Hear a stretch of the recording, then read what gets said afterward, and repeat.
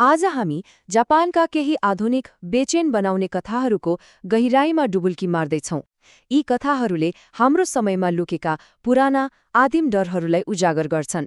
आउनुहोस् यो नदेखिने संसारको अनुसन्धान सुरु गरौं। हामीले जुन संसारलाई चिन्छौं त्यो वास्तवमा सोचेभन्दा धेरै पातलो छ। कहिलेकाहीँ यसमा दरारहरू देखा पर्छन् र यी कथाहरू त्यही दरारबाट बाहिर च्याउने झलकहरू हुन्। वास्तविकताको पर्दा पछाडि के लुकेको छ भनेर देखाउने सङ्केतहरू। एउटा कथाको यो सानो अंशले हामीलाई तुरुन्तै रहस्यको संसारमा तान्छ। मैले उसको आँखामा हेर्ने बित्तिकै थाहा पाएँ त्यो उही थिए, त्यो रुमालको मालिक। यो कुनै सामान्य भेट होइन, यो त एक डरलाग्दो पहिचानको क्षण हो जहाँ दुई संसारहरू एकअर्कासँग टक्राउँछन्। ल, अब हाम्रो अनुसन्धानको पहिलो चरणमा जाउँ। यो सबैभन्दा सम्बन्धित डरबाट सुरु हुन्छ, डोपलगेङ्गर। हाम्रो आफ्नै वास्तविकतामा आएको एक अनौठो गडबडी, जहाँ तपाईको हमशकलले तपाईँ नभएको ठाउँमा तपाईको जीवन बाँचिरहेको हुन्छ। यो त आफ्नो पहिचान नै चोरी हुने आधुनिक डरको प्रतिबिम्ब हो। यो घटनालाई एउटा केस फाइलको रूपमा हेरौँ न। समय दिउँसो करिब 1 बजे। एक छैठौँ कक्षाकी छात्रालाई उसको सबैभन्दा मिल्ने साथीको घरमा देखिन्छ। उसको साइकल, कपडा अनि आवाज सबै दुरुस्तै। तर अचम्मको कुरा के थियो भने ऊ त्यो समयमा आफ्नै घरमा मस्त सुतिरहेकी थिए। त्यसो भए त्यो अर्को को थियो? यो संसारमा आएको एउटा ग्लिच जस्तै थियो, जहाँ वास्तविकताको नियम नै तोडिएको थियो। अब अलौकिक गडबडीहरूबाट अलिकति मानवीय त्रासतिर लागौं, जहाँ डर बाहिरबाट होइन भित्रबाट आउँछ। कसरी विश्वासलाई नै हतियार बनाइन्छ र कसैको भावनात्मक कमजोरीको फाइदा उठाइन्छ। यो कुनै संयोग थिएन, यो त एउटा चिसो योजनाबद्ध रणनीति थियो। पहिलो चरण, आईको एक शोकित र एक्लो आमालाई निशाना बनाउने। दोस्रो चरण, बी नाम गरेकी महिलाले उनको एकमात्र भावनात्मक सहारा बनेर गहिरो विश्वास जित्ने। तेस्रो, उनलाई सामान्य ठाउँभन्दा टाढा खाजा खान बोलाएर एक्ल्याउने। र अन्तिम, चौथो चरण, अचानक गाडी मोडेर एउटा कुख्यात पन्थको केन्द्रमा लगेर पासोमा पार्ने। र त्यो क्षण जब विश्वास हतियारमा परिणत भयो, भर्तीकर्ताको शब्दले मित्रतालाई पासोमा बदल्यो। उसको भनाइ यस्तो थियो, मैले तिम्रो समस्याहरू वर्षौंदेखि सुनेको छु। अब म अकेलेले मद्दत गर्न सक्दिन। अब सामेल हुने बेला भयो। यहाँ मित्रता सकियो, पासो सुरु भयो। र यो कथालाई वास्तविक डरसँग जोड्ने एउटा महत्त्वपूर्ण सन्दर्भ पनि छ। यहाँ शङ्का गरिएको सङ्गठन सोका गक्काई हो, जुन समुदायमा विशेष गरी पीटीए जस्ता भूमिकाहरू मार्फत मानिसहरूको विश्वास जितेर आक्रामक रूपमा सदस्य बनाउनका लागि कुख्यात छ।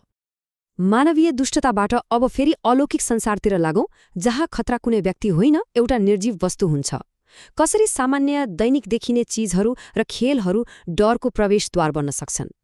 एउटा प्रमाणको लगबुक हेरौं। मन्दिरको सिँढीमा भेटिएको एउटा सामान्य देखिने नीलो रुमाल, तर त्यसलाई छुने बित्तिकै भित्रैदेखि चिसो हुने, काम्ने र सास फेर्न गाह्रो हुने जस्ता असरहरू देखिन थाल्यो। र जब त्यसलाई खोलियो, भित्र के थियो? मानिसको नङका टुक्राहरू र एउटा ओसिलो आधा सुकेको नाभि। एक घिनलाग्दो र डरलाग्दो रहस्य। अब एन्जल सामा कथातिर लागौं, जहाँ एक निर्दोष देखिने खेलले डरलाग्दो ढोका खोल्छ।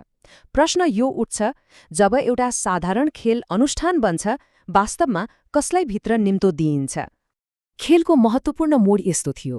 प्रश्न सोधियो, के तिमी एक असल एन्जल सामा हौ? र पेन्सिल बिस्तारै होइनतर्फ सर्यो। नियम थियो, जे भए पनि पेन्सिल नछोड्ने। तर डरले गर्दा त्यो नियम तोडियो र त्यसको परिणाम भयानक थियो। नियम तोडेपछिको परिणाम साँच्चै डरलाग्दो थियो। एक साथीमाथि केही चढे जस्तो भयो। उसले आँखा पल्टाएर पानीको फोहराबाट अनियन्त्रित रूपमा पानी पिउन थाली र एउटा अमानवीय चित्कार निकाले। एकैछिनमा एक परिचित साथी अपरिचित र डरलाग्दो कुरामा परिणत भए। अब हाम्रो अनुसन्धानलाई सबैभन्दा गहिरो तहमा लैजाउँ, जहाँ डर कुनै व्यक्ति, वस्तु वा खेल होइन, तर स्वयं प्रकृति हो, जहाँ प्राचीन नैतिकताविहीन शक्तिहरू आधुनिक संसारसँग टक्राउँछन्। यस कथाको केन्द्रमा छ सारुगामी वा बाँदर देवता।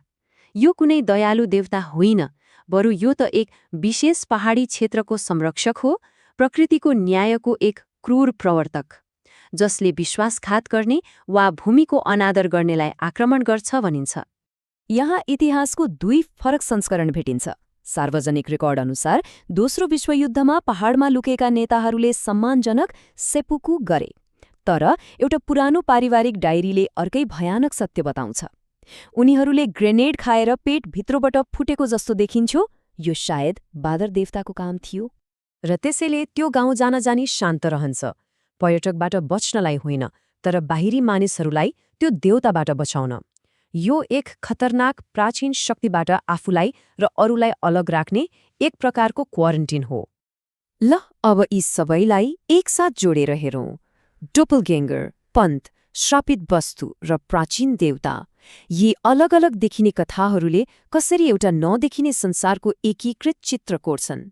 स्रोतका अन्य कथाहरूले के देखाउँछन् भने हाम्रो संसारमा हुने यी हस्तक्षेपहरू विभिन्न प्रकारका हुन्छन्। केही हिंसक र दुष्ट हुन्छन्, जस्तै स्टेशनको मान्छेको कथा, केही अनौठो र तटस्थ, जस्तै भेन्डिङ मसिनबाट चिया हराउनु, र केही पूर्णतया अज्ञात, जस्तै त्यो श्रापित रुमालको रहस्यमयी मालिक। त्यसो भए यी कथाहरूले कुन प्रमुख मुख्य डरहरूलाई उजागर गर्छन् त? पहिचान गुम्ने डर, विश्वासघातको डर, अनजानमा गरिएको गल्तीको परिणामको डर, र हामीले बिर्सिसकेको प्राचीन विश्वासको शक्तिको डर। यी सबै हाम्रो आधुनिक जीवनमा लुकेका आदिम चिन्ताहरू हुन्।